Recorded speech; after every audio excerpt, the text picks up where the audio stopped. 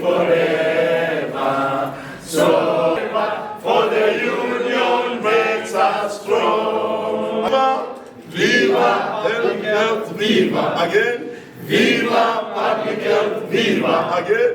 Viva public health, viva. Public health, hoye. Hoye. Kefu, hoye. Hoye. Isiolo, hoye. Hoye. Afok, hoye. Hoye. Public health, hoye. Hoye. Our director, hoye. Hoye. Our chief officer, hoye. Hoye. Thank you. Members of the Fourth Estate, my name is Brown Ashira. I'm the National Secretary General and the CEO for Kenyan Environmental Health and Public Health Practitioners Union. Today, this is a union that's actually bringing together all the registered and practicing public health officers, specialists, and technicians in Kenya. These are the people who actually have a mandate who deliver on preventive and promotive health services in this country. And today, we were in Isiolo for a very important function that is setting up for professional advocacy and setting up our union office in line with our union constitution and also in the compliance with the Labor Relations Act. Comrade power. Wow. And today I want to begin by thanking His Excellency the Governor of Isiolo County, Honorable Abdi Guyo, for allowing us to meet together with the Chief Officer, Dr. Mohamud, and together with the CPHO and the directors in Isiolo County. Isiolo County has gone in the annals of history for actually employing, for the last time, they have employed close to 16 public health officers and technicians in this country. Comrades power. And we keep saying, one PHO that's actually employed means a cleaner air. One PHO employed means a cleaner city, means a reduction in disease burden, because our work as public health officers involves, talk about the congestion in hospitals. We don't want people to see people getting sick. We want that money that the government is actually using to buy drugs and expensive medical equipment. They can be able to use them to build infrastructure, build roads, and give people electricity. Comrades power. And therefore, as public health officers and technicians, we want to thank His Excellency the Governor. The Governor has actually built hospitals, brought health centers next to people. We are informed actually he actually purchased over close to 7 ambulances. This one means that actually the constitution, the devolution, this means that you are actually bringing health close to the people. Therefore, in the same spirit, we want to continue to urge the Governor to continue embracing public health officers. These are the people who are supposed to be mitigating diseases. We need to see clean air in Isiolo County. We need to see clean air monitoring. There are gadgets that are actually being used to measure the level of ambient of air. We want to see our colleagues being capacity built, given equipments, being tooled to be able to measure the air quality control, ensure they measure food analysis. We need to see laboratories here in Isiolo that can be able to measure both bacteriological and chemical analysis of food that we take. Comrades power. Lastly, we know for a fact that Isiolo was the population in Isiolo is actually growing. If you look at the PHOs in Isiolo, really, we are around 70 people, 70 officers, against what is actually recommended. The world actually recommends that against one PHO, we should be able to take care of around 7,000 population.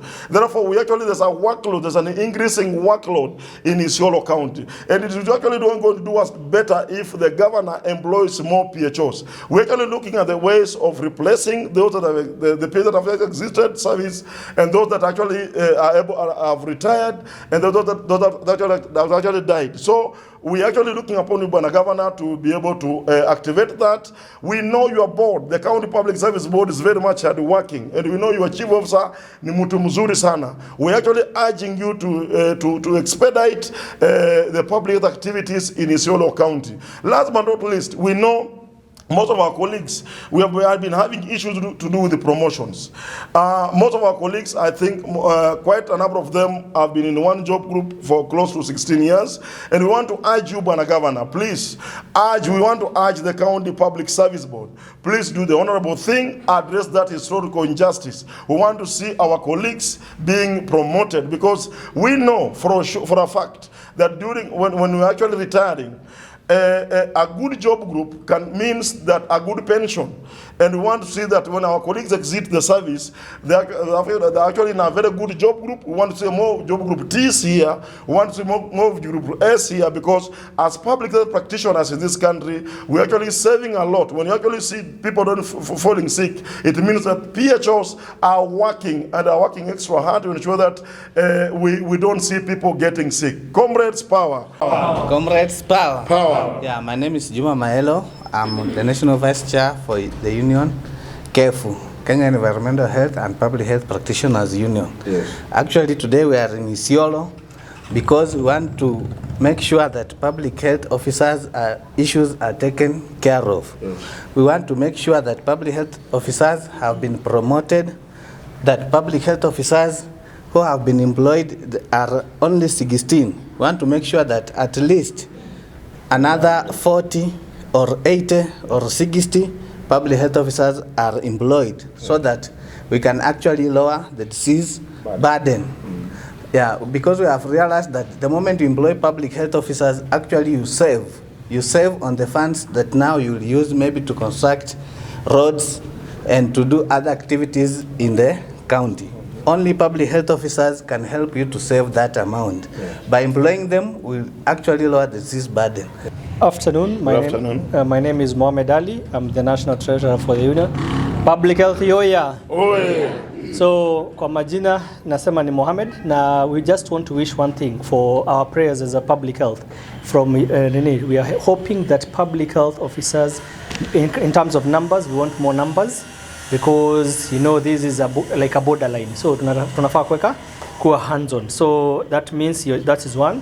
Two, we want more. We have people who have gone to school. They have studied. We want more designation from degree holders from diplomas to degree. So we need that as per that. Another thing is to, I will talk one last bit of it is the FIF. The FIF factor, it helps us in acquiring those apparatus, those gadgets, those equipments.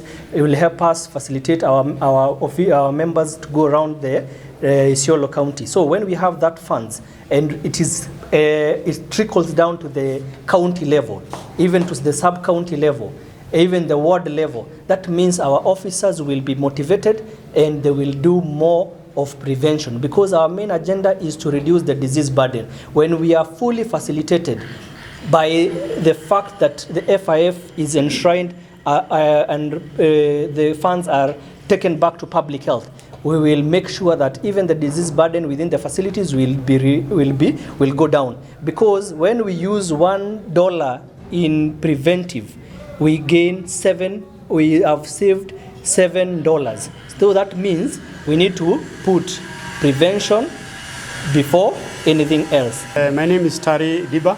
I'm the County Public Health Officer. I'm glad to receive and host our officials from our union, KEFU, led by Brown Ashira, our Secretary General. We are also happy that our government has also employed 16 public health officers, and this is a good milestone, because we have never had such a number of people being employed, and this will boost our work in terms of appropriation of staff at the 10 wards in Isiolo County. We are also lobbying for the welfare of our staff, because Isiolo is very wide.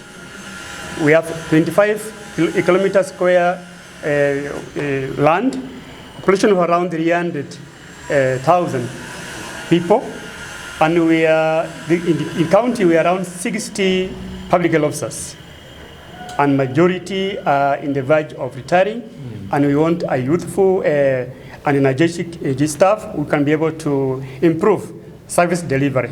We are very grateful. I'm Gerard Mwai Maganjo. I'm the branch secretary general, and we are very grateful for the national office to cascade the union officials at the county level, so that these people can assist them in the issues of staff welfare. We are very grateful to the office of the governor For the much they have done so far, we have seen an employment of 16 staff to add on the numbers, but equally there's a great retiring population, and therefore we are urging the county to go ahead and employ more, to go ahead and redesignate those people who have added their education. We are also urging them to promote those who have stagnated in one job group for over 16 years and more, so that they can get motivated and they deliver services. And we are assuring them that the public health workforce will make sure that there is prevention of diseases, there will be promotion of life and the prolonging of life.